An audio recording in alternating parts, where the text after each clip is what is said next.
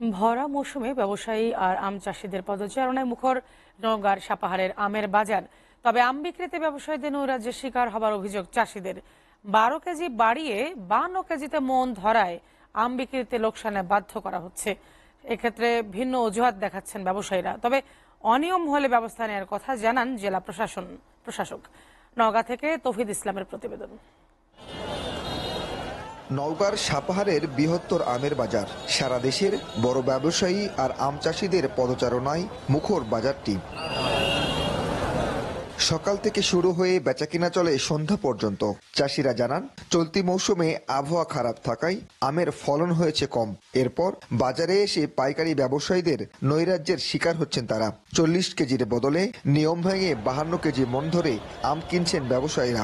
এতে প্রতি মনে মিলছে না 12 কেজির দাম। কি যে এখন এই যে ঢুকলো, আমরা তো ষড়যন্ত্র বুঝতে পারছি না। আমরা গরিব মানুষ, আনছি বেশি 10 টাকা কম হলেও বেঁচে দিতে হয়েছে। পাইলে এসে গাছতে বেচতে হবে, এদের গাছে লাগার জন্য যাবে না। আগেও বিক্রি করতাম 2000 টাকা মন, এখনো বিক্রি করতেছি আমরা 2000 টাকা মন।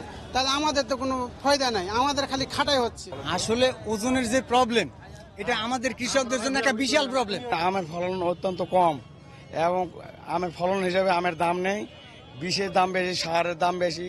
ব্যবসায়ীদের দাবি, ক্যারেটের ওজন, বাছাই ও পরিবহন প্রক্রিয়ায় নষ্ট হয় অনেক আম। ফলে 52 কেজি মন না ধরলে লোকসান হবে তাদের।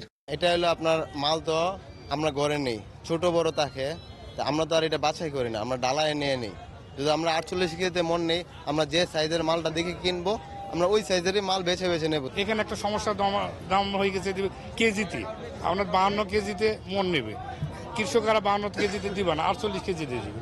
এই নিয়ে একটা মাইকিং করাতে একটু ধস লেগে গেছে। এমন অবস্থায় বাজারের উভয় পক্ষের স্বার্থ ঠিক রাখতে যৌথভাবে কাজ করার কথা জানান কৃষি বিপণন কর্মকর্তা ও জেলা প্রশাসক। চাষিরা ক্ষতিগ্রস্ত হলে প্রয়োজনীয় ব্যবস্থা নেওয়ার আশ্বাস তাদের। দাম ভালো, কিন্তু কিছু কিছু ক্ষেত্রে হয়তো তারা ব্যবসায়ীর কাছে জিম্মি হচ্ছে। তো আমরা চাই আমরা সেটা পদক্ষেপ নেব। কিন্তু ওজনের বিষয়ে আমরা কঠোর অবস্থানে।